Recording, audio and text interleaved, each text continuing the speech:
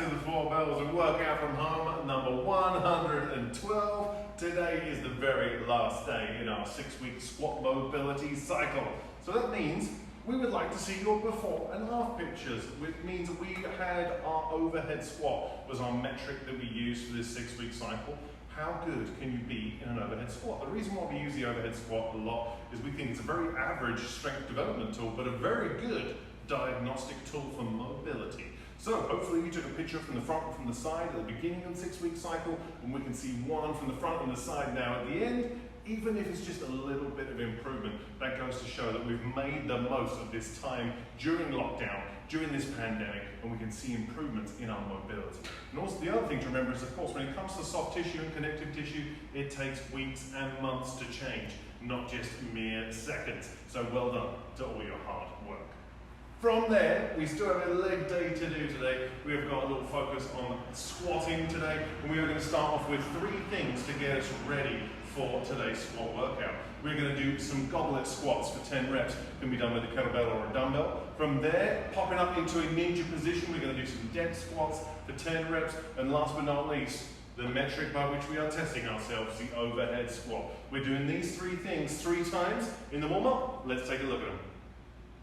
Goblet squat, we bring our weight into that goblet position. So we're just coming in as a little precursor to cyclist squats, trying to keep our torso as upright as possible. I'm going to descend all the way down into that squat, standing up nice and fully, making sure we are nicely engaged through the legs, through the glutes, through the hamstrings, with braced abs for 10 delightful reps.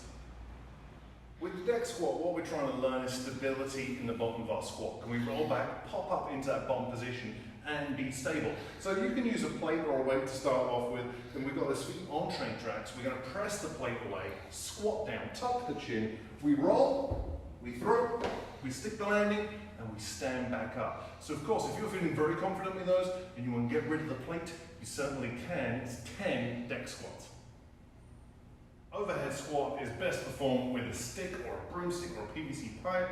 Of course, if you want to use a band, you can. You just have to be more active with pulling the band apart. So bear that in mind. We're going to put our PVC pipe into the crease of our hip, extend the arms out until the elbows are locked out. And then from there, if we can, making sure we keep the chest up, knuckles pointing to the ceiling. We're going to squeeze those shoulder blades together as we descend down into our squat. So nice full range of motion. If you find this is very tight for you, spend a second pausing at the bottom. Either way, 10 overhead squats.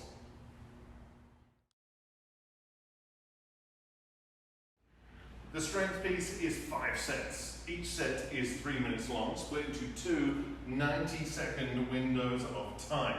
In our first 90 seconds today, we're going to do some kind of cyclist squat. So with the cyclist squat, we know that means heels elevated, slight more focus on the quadricep, in particular the VMO, the vastus medialis obliquus, which is a guy who governs knee stability. So what we're going to do with our cyclist squat is, if you're feeling good at just body weight, we're going to add some kind of front load. So that could be in a goblet position, 2 dumbbells, barbell, front rack position, whatever it is. We're going to be doing 10 reps at a 3-0-XO tempo, which is a fancy way of saying 3 seconds on the way down and then explode up. The idea, if we can, is trying to get progressively heavier as our squats go on.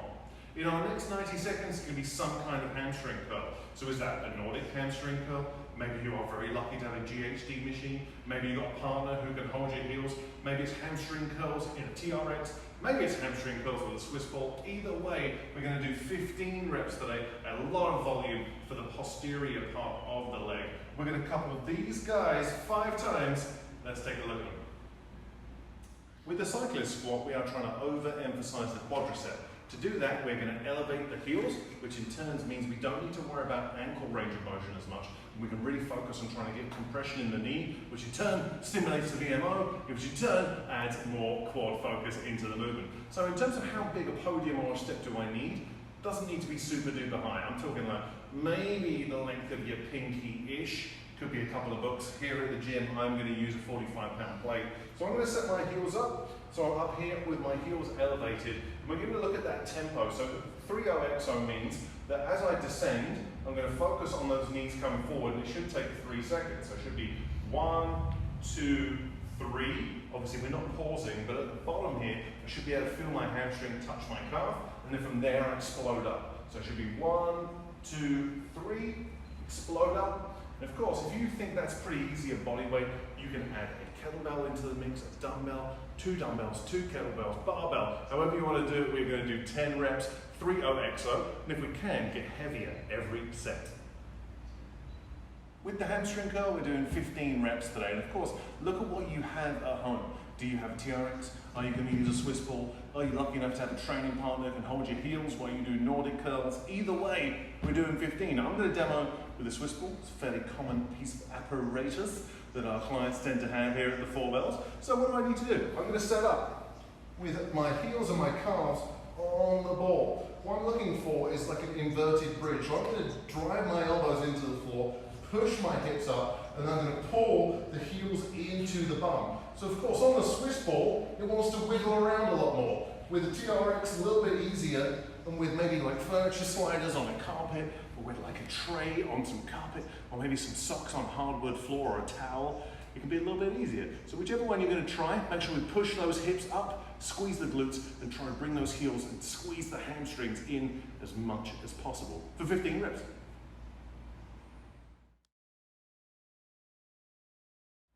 Our conditioning piece today is what's known as a task priority workout, which means we're trying to get some work done within an allotted amount of time. So it's not an AMRAP where we can just keep going at whatever pace works well for us.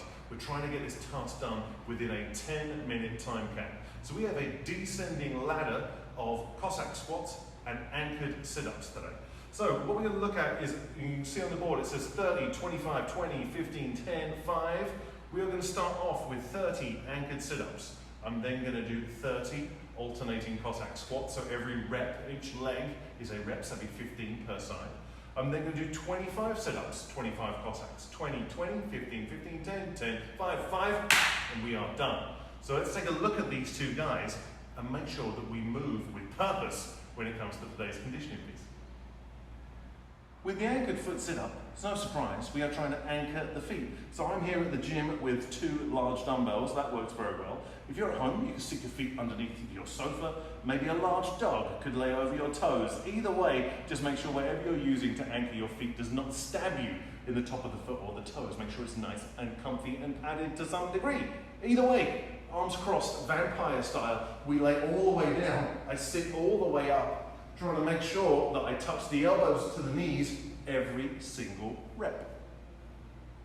So with the Cossack squat, particularly when we add it into a conditioning piece, it's very easy to get crazy with it. So a lot of people are so focused on wanting to get the work done, they sacrifice range of motion.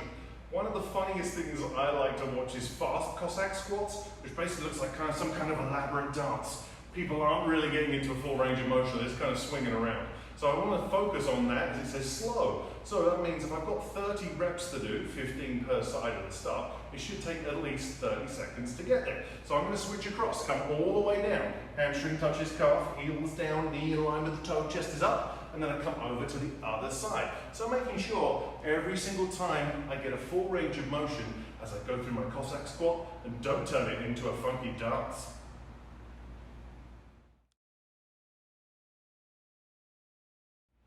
The end of the cycle, it's the end of a week. We're going to do some extra sauce today, a little 4-minute finisher. Each minute of our 4 minutes is split up into 30 seconds of work, followed by 30 seconds of rest. In our 30 seconds of work, we're going to do some 6-count burpees today. We're going to go over how to do a 6-count burpee in just a second. And then as soon as that 30 seconds is up, hands on the floor immediately into a hands on the floor plank. That is going to be the aim of the game today. So that means that when we're doing our 6-count burpee, very simply, you can move at whatever pace you want to. If you want to turn up the intensity on yourself, move with purpose. If you are feeling sleepy at the end of a workout, you can move moderately. Don't move at a grandma pace though. But the one thing to remember is during that 30-second plank on the hands, we do not break the plank. Everyone can hold a 30-second plank. You can too. We're going to do these 2 back and forth. So how do they look? To put it simply, the 6-count burpee just kind of stops us doing a sloppy version. It's very easy, just kind of noodle to the floor and noodle back up. With the 6-count burpee, very simple. I'm going to start with step 1, a squat. Step 2, jump out into a plank. Step 3, chest down. Of course, this can be done on the knees. Step 4, push back up. Step 5, jump back in. Step 6, jump and clap. So a full tilt game speed is 1, 2, 3, 4, 5, 6. And of course, when that 30 seconds is done, we're going to come back onto the hands in a nice plank, tight buns, tight legs, tight abs, brace, brace, brace, and we don't break for 30 seconds. So that is the end of workout 112. We hope you had a wonderful time. We're looking forward to seeing your testing photos of your overhead squat. Let us know how you got on.